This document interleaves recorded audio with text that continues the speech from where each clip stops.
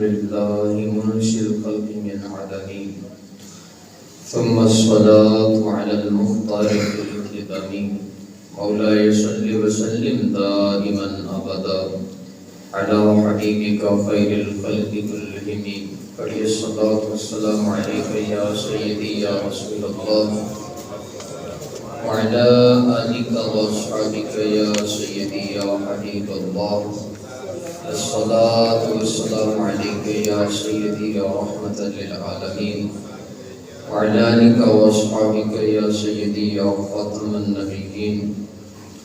اللہ تبارک و تعالیٰ کے فضل و کرم سے ہم نے نماز فجر با جماعت ادا کی.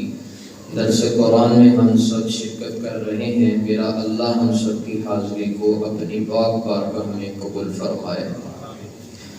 ہم سورہ البقرہ شریف اس کا ترجمہ اور تفسیر کچھ بیان کر رہے تھے. اس میں اللہ تعالیٰ نے پہلی آیت میں فرمایا یہ قرآن پرہیزگاروں کے لیے ہدایت ہے. پھر اس کی ایک شرط یہ بیان فرمائی تقوی اور پرہیزگار لوگوں کے لیے کہ متقی وہ ہیں جو ایمان بالغیب رکھتے ہیں, بن دیکھے اللہ کو مان لیتے ہیں. اور پھر فرمایا دوسری جو شرط ہے اور تیسری وہ اللہ نے اس آیت میں بیان فرمایا وَيُقِيمُونَ الصَّلَاةَ وَمِمَّا رَزَقْنَاهُمْ يُنْفِقُونَ. جو متقی ہیں ان کی دوسری علامت اور دوسری شرط یہ ہے کہ وہ نماز قائم کرتے ہیں اور جو کچھ ہم نے انہیں دے رکھا ہے اس میں سے میری بارگاہ کے اندر خرچ کرتے ہیں. تو دوسری شرط نماز قائم کرنا ہے, اور نماز پڑھے بغیر کوئی چارہ نہیں. نماز یہ شریعت اسلامیہ کا حکم ہے اور اللہ تبارک و تعالیٰ یہ پسند فرماتا ہے کہ اس کا بندہ اس کی بارگاہ میں آ کے جبین نیاز جھکائے اور اس کی بارگاہ میں آ کے سجدہ کرے. اس لیے فرمایا دوسری جو شرط ہے وہ یہ ہے وہ نماز قائم کرتے ہیں. دیکھیے جتنے بھی اعمال صالحہ ہیں, جتنی بھی چیزیں عطا فرمائی گئی, دیکھیے یہ دین اسلام کا حسن ہے. میرے کریم آقا ارشاد فرماتے ہیں, حضور نے ارشاد فرمایا کہ ایمان کیا ہے, اس کے بارے میں پیارے آقا نے وضاحت کرتے ہوئے ارشاد فرمایا ایمان یہ ہے ان تؤمن باللہ وملائکتہ وکتبہ ورسلہ والیوم الآخر. حضور نے ارشاد فرمایا ایمان یہ ہے کہ اللہ پر یقین رکھو, قیامت کے دن پر یقین رکھو, فرشتوں پر, اللہ کی کتابوں پر یقین رکھو. اس کا نام ایمان ہے. اور پھر فرمایا بنی الاسلام علی خمس, کہ اسلام کی جو عمارت کھڑی ہے یہ 5 اس کی بنیادیں ہیں جس کے اوپر پوری اسلام کی عمارت کھڑی ہے. وہ 5 چیزیں کیا ہیں؟ نمبر 1 فرمایا شہادت لا الہ الا اللہ وان محمد رسول اللہ. پہلی بات یہ ہے اس بات کی گواہی دینا کہ اللہ کے سوا کوئی عبادت کے لائق نہیں اور بے شک محمد صلی اللہ علیہ وسلم اللہ کے رسول ہیں. اس بات پر دین اسلام کی عمارت کھڑی ہے. یہ پہلی بات. دوسری رمضان شریف کے روزے رکھنا. تیسری بیت اللہ شریف کا حج کرنا. چوتھی نماز قائم کرنا. اور 5ویں ہے زکوٰۃ ادا کرنا. یہ 5 بنیادیں ہیں جن پر دین اسلام کی پوری عمارت کھڑی ہے. ان میں سے جو دوسری چیز جو فرمایا گیا وَيُقِيمُونَ الصَّلَاةَ, نماز قائم کرتے ہیں, اس کی وضاحت ذرا سمجھ لیجئے. نماز پڑھنا ہر مسلمان عاقل اور بالغ مرد و عورت پر اللہ تعالیٰ نے فرض فرمائی ہے, اور ایک دن کے اندر 5 نمازیں فرض فرمائی ہیں. اور نماز کیا ہے؟ پیارے آقا کی چند احادیث ملاحظہ فرما لیجئے. کریم آقا ارشاد فرماتے ہیں الصلاۃ عماد الدین, فرمایا نماز دین کا ستون ہے. من اقامها فقد اقام الدین, جس نے نماز کو قائم کیا گویا کہ اس نے پورا دین قائم کر دیا. اور فرمایا ومن ہدمها فقد ہدم الدین, جس نے نماز کو چھوڑ دیا گویا کہ اس نے پورے دین کو گرا دیا. اس لیے فرمایا نماز یہ دین کا ایک ستون ہے. اور حضور اقدس صلی اللہ علیہ وسلم ارشاد فرماتے ہیں نماز مومن کے لیے نور ہے. اور پیارے آقا ارشاد فرماتے ہیں الصلاۃ معراج المؤمنین, فرمایا نماز مومنوں کی معراج ہے۔ پیارے آقا جب معراج پہ تشریف لے کے گئے تو اللہ تبارک و تعالیٰ نے معراج پہ بلوا کے لامقام پہ اللہ تعالیٰ نے اپنے محبوب علیہ السلام کو بھی تحفے عطا فرمائے جو اللہ جانے یا اللہ کا رسول جانے، اور فرمایا ساتھ ہی اے میرے پیارے محبوب تم جا رہے ہو اپنے امتیوں کی بارگاہ میں، جب کوئی پیارا کہیں سفر پر جاتا ہے واپس جب اپنے پیاروں کے پاس جاتا ہے تو کوئی نہ کوئی تحفہ لے کے جاتا ہے، کچھ نہ کچھ لے کے جاتا ہے۔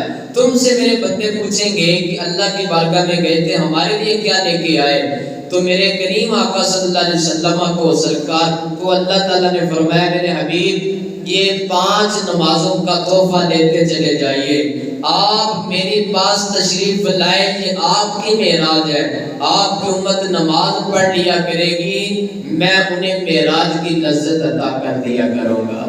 اس لیے فرمایا آپ کی معراج یہ ہے لامقام پہ تشریف لائے، آپ کی امت کی معراج یہ ہے کہ وہ نماز پڑھے، نماز پڑھنا یہ ہماری معراج ہے۔ اب یہ جتنی بھی چیزیں ہیں یہ ہمیں کچھ سکھاتی ہیں۔ آپ دیکھیے حج کرنے کے لیے جاتے ہیں، حج ہمیں کیا سکھاتا ہے؟ وہاں پہ آپ حج کرنے کے لیے چلے گئے، اب وہاں پہ آپ پر مکمل پابندیاں ہیں، آپ وہاں پہ حرم شریف کے اندر ایک مکھی تک کو نہیں مار سکتے، آپ وہاں پہ شکار نہیں کر سکتے، آپ اگر وہاں پہ کسی چیز کو ہاتھ لگا دیتے ہیں احرام کی حالت میں، آپ کوئی شکار کر لیتے ہیں تو شریعت کیا فرماتی ہے؟ آپ پر دم لازم آئے گا، آپ کو کیا کرنا پڑے گا؟ اس کا جرمانہ ادا کرنا پڑے گا، کوئی نہ کوئی جانور اللہ کے راستے میں ذبح کرنا پڑے گا، پھر جا کے آپ کا وہ جو حج ہے وہ اللہ کی بارگاہ میں قبول ہوتا ہے۔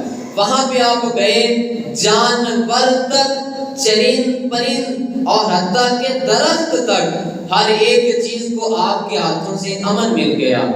تو حج کر کے جب آئے واپس تو وہاں سے آپ سے کوئی پوچھے آپ کیا سیکھ گئے حج کرنے کے لیے جب گئے، تو ہمیں یہ بتایا گیا وہاں سے ہم امن سیکھ کے آئے ہیں، اور حج ہمیں یہ سکھا کر کے بھیجتی ہے کہ اب تم جا رہے ہو تمہارے شر سے تمہارے رشتہ دار بھی محفوظ رہیں، تمہارے محلے دار بھی محفوظ رہیں، تمہارے گاؤں والے بھی محفوظ رہیں، حتیٰ کہ تمہارے ہمسائے بھی تمہارے شر سے محفوظ رہیں۔ اب یہ جو ہاتھ تم حج کر کے اپنے گھر کی طرف لے کر کے جا رہے ہو، ان ہاتھوں کے ساتھ اب دوسروں کو نقصان نہیں بلکہ تم نے فائدہ جا کے پہنچانا ہے۔ یہ حج ہمیں سکھاتی ہے، کیا سکھاتی ہے جی؟ امن دینا۔ اور اگر ہم نے حج کیا لیکن واپس آئے اور آ کے ہم نے اپنی جو چھری ہے اور اس کو ہم نے اور زیادہ تیز کیا اور لوگوں کو ہم نے دلوں کو بھی نقصان پہنچایا، ان کے مالوں کو بھی نقصان پہنچایا، دل دکھائے لوگوں کے، تو پھر سمجھ لیجیے ہمارا حج اللہ کی بارگاہ میں قبول نہیں ہوا۔ اسی چیز کو بابا بلے شاہ صاحب رحمۃ اللہ تعالیٰ آپ ارشاد فرماتے ہیں، اوے تسی حج بھی کیتی جاندے ہو تے لہو بھی پیتی جاندے ہو۔ سمجھیے ذرا پنجابی کی مٹھاس والا کلام اور سمجھیے اس بات کو۔ فرماتے ہیں تسی حج بھی کیتی جاندے ہو تے لہو بھی پیتی جاندے ہو، تسی کھو کے مال یتیماں دا پیٹ مسیتی جاندے ہو، پھٹ دلاں دے سیندے نہیں ٹوپیاں سیتی جاندے ہو، فرض بھلائی بیٹھے ہو نفلاں کیتی جاندے ہو، نفس تے چھری پھیر دے نہیں تم بھی کیتی جاندے ہو، اور دسو تے صحیح بلے شاہو اے کی کیتی جاندے ہو۔ تو یہ ہمیں صوفیاء کرام کی تعلیمات سے یہ سبق ملتا ہے۔ اب آگے نماز لے لیجئے، نماز ہمیں کیا سکھاتی ہے؟ انسان جب سجدے کے اندر جاتا ہے تو سجدے کے اندر اپنی ناک کو اپنی پیشانی کو، یہ بہترین اعضاء ہیں انسان کے پورے وجود اور پوری باڈی کے، یہ اللہ تبارک و تعالیٰ کی بارگاہ میں بندہ جھکاتا ہے، زمین کے اوپر اپنی ناک رگڑتا ہے اور کہتا ہے کہ میں دنیا کے اندر رہا، زمانے والے میرے نعرے لگاتے ہیں، زمانے والے مجھے سلوٹ کرتے ہیں، میں جب جاتا ہوں زمانے والے میرا پرتپاک استقبال کرتے ہیں، زمانے والے مجھے بڑی عزت سے دیتے ہیں، لیکن سجدے کے اندر حاضر ہو کے اپنے آپ کو ذلیل کر کے اللہ کی بارگاہ میں یہ کہہ رہا ہے سبحان ربی الاعلی، یا اللہ میری ساری عزتیں جھوٹی ہیں، اصل میں عزت کا حقدار صرف تو ہے، اصل میں عزت صرف تیری ہے، میں تو ایک عاجز نکما بندہ ہوں، اگر میری بھی کوئی عزت ہے تو اسی وجہ سے ہے کہ میں تیری بارگاہ کے اندر سجدہ کرنے کے لیے حاضر ہوں۔ اس لیے یہ ہمیں سکھایا، نماز نیاز سکھاتی ہے۔ نیاز کہتے ہیں عاجزی کو۔ نماز کے اندر اگر آپ نے نماز پڑھی لیکن پھر بھی اکڑ ختم نہیں ہو رہی، اس کا مطلب ہے نماز نے ہمیں کوئی فائدہ نہیں دیا۔ نماز نیاز اور عاجزی سکھاتی ہے۔ نماز پڑھیں، عاجزی اپنے اندر پیدا کریں۔ بڑوں کا ہمیں ادب سکھایا گیا، چھوٹوں پر شفقت کرنا ہمیں سکھایا گیا۔ اسی لیے بابا جی بلے شاہ صاحب رحمۃ اللہ تعالیٰ کا ایک اور بڑا خوبصورت کلام، آپ ارشاد فرماتے ہیں، پڑھی نماز تے نیاز نہ سیکھیا، تیریاں کس کم پڑھیاں نمازاں۔ پڑھی نماز تے نیاز نہ سیکھیا، تیریاں کس کم پڑھیاں نمازاں۔ نہ گھر ڈٹھا نہ گھر والا ڈٹھا، تیریاں کس کم دیتیاں نیازاں۔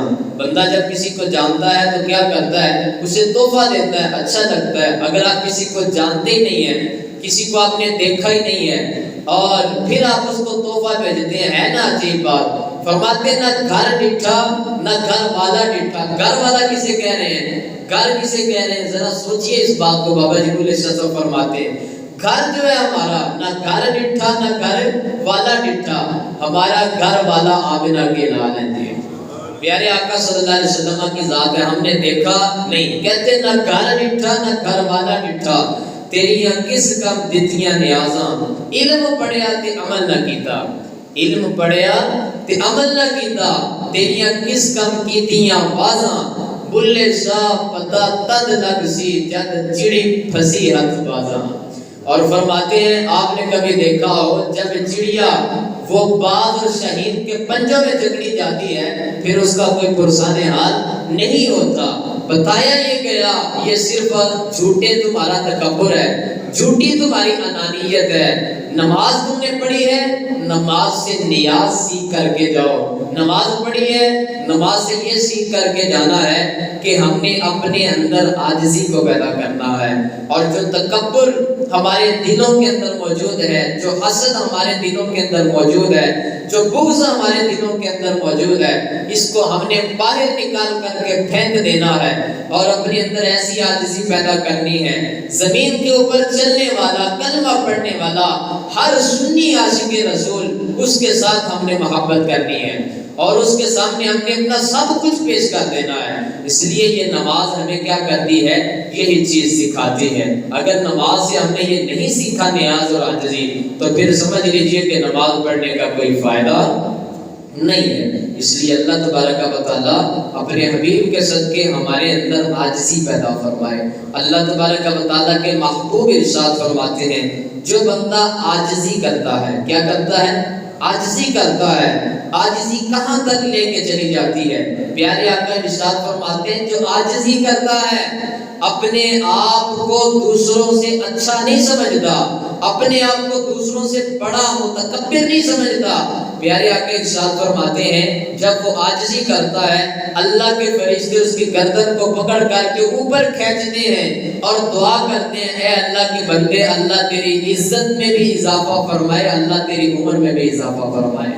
اور جو تکبر کرتا ہے، لوگوں کے سامنے اکڑ کر کے چلنا، جو تکبر کرتا ہے تو پیارے آقا ارشاد فرماتے ہیں اللہ کے فرشتے اس کی گردن کو دباتے ہیں اور کہتے ہیں اے تکبر کرنے والے، تکبر تو صرف اللہ کی ذات کو زیب دیتا ہے، جس سے بڑا کوئی نہیں، سب سے بڑی متکبر جو ذات ہے وہ اللہ کی ذات ہے۔ تکبر اللہ کی ذات کو اچھا لگتا ہے۔ اگر انسان تکبر کرے اس کا تکبر تو تب ٹوٹ جائے گا جب اس انسان کے جسم سے روح نکل جائے گی۔ اس کا تکبر اس وقت کہاں چلا جاتا ہے جب یہ اپنا لباس پہننے کے قابل بھی نہیں رہتا۔ تکبر کہاں چلا جاتا ہے جب غسال کے سامنے انسان بے بس پڑا ہوتا ہے، اپنے ہاتھوں کے ساتھ اپنے وجود پر صابن بھی نہیں لگا سکتا، پانی بھی نہیں بہا سکتا، اور پھر اپنا گھر جو ہے قبر ہے اس کی طرف چل کر کے جا بھی نہیں سکتا۔ چند لوگ آتے ہیں اور اپنے کندھوں پہ اٹھا کر کے کتنا بڑا احسان کرتے ہیں، اٹھا کر کے پھر تمہیں تمہارے کندھا کو چھوڑ کر کے آتے ہیں۔ مجھے یہ بتائیے یہ جو آدمی چند دنوں کا پرونا ہو جب بندہ کسی کے ہاں پرونا اور مہمان بن کے جائے تو اسے چاہیے نا کہ وہاں پہ مہمان بن کے رہے، نہ کہ وہاں پہ جا کے کسی کے گھر کے اندر آپ جائیں اور وہاں پہ اس کو اپنا گھر سمجھنے لگ جائیں۔ کوئی بھی آپ کو عقل مند نہیں کہے گا۔ انسان کی عقل مندی یہی ہے کہ وہ مسافر خانے کو مسافر خانہ سمجھے، اپنا گھر نہ سمجھے۔ یہ دنیا کیا ہے؟ اس کے اندر میاں صاحب فرماتے ہیں دنیا ایک مسافر خانہ، کوئی آوے کوئی جاوے، کدی مجال محمد بخشا بیان موڑ لے آوے۔ اس لیے یہ عاجزی اپنے اندر پیدا کریں۔ انسان محتاج ہے دوسروں کا۔ اگر انسان کے پاس پیسہ ہے، بتائیے پیسہ ہی سب کچھ ہے، اگر دوسرے لوگ اس کے ساتھ تعاون نہ کریں، مزدور اگر اس کے ساتھ تعاون نہ کریں، اس کا کبھی بھی محل کھڑا نہیں ہو سکتا۔ مزدوروں کی ضرورت ہے کہ نہیں ہے؟ جو اس کے دروازے پہ چوکیدار کھڑا ہے، جس کو وہ ذلیل اور حقیر سمجھ رہا ہے، مجھے یہ بتائیے وہ چوکیدار اس کے گھر کے اوپر پہرا دے کے اس کی مال جان کی حفاظت کرتا ہے کہ نہیں کرتا؟ تو جو محافظ ہو وہ قابل عزت ہوتا ہے یا قابل ذلت ہوتا ہے؟ وہ قابل عزت ہوتا ہے۔ اس لیے یہ چیزیں اگر اللہ تعالیٰ نے انسان کو پیسہ دیا ہے، اگر اللہ تعالیٰ نے انسان کو ایک سٹیٹس دیا ہے، ایک بڑا مرتبہ عطا کیا ہے، تو اس کو اللہ تعالیٰ کی عطا سمجھے، نہ کہ یہ سمجھے کہ میں نے تو اس کو بڑی محنت کے ساتھ حاصل کیا ہے۔ اس لیے صاحبوں نماز پڑھتے ہیں، ساتھ ساتھ ذہن کے اندر یہی بات رکھیں، عزت دینے والی ذات صرف اللہ کی ہے، اور قابل عزت ذات جس کی سب سے زیادہ عزت ہے وہ صرف میرے اللہ کی ذات ہے، اور ہمارے پاس جو چھوٹی موٹی عزتیں ہیں یہ صرف اللہ تعالیٰ کی اور اللہ کے رسول کی عطا کرتا ہے۔ اس لیے نماز سے عاجزی سیکھیں۔ اللہ تعالیٰ سے دعا کرتے ہیں اللہ مصطفیٰ جان رحمت کے صدقے ہمارے اندر اللہ عاجزی پیدا فرمائے، اور اللہ تبارک و تعالیٰ ہمیں ایک دوسرے کا شرم و حیا لحاظ نصیب فرمائے۔ بچوں کو اللہ تبارک و تعالیٰ ماں کی، والدین کی، اپنے دادا دادی کی، اپنے بڑوں کی شرم و حیا نصیب کرے، اور اللہ تبارک و تعالیٰ بڑوں کو چھوٹوں پر شفقت کرنے کی توفیق عطا فرمائے۔ آمین بجاہ النبی الامین، الصلاۃ والسلام علیکم۔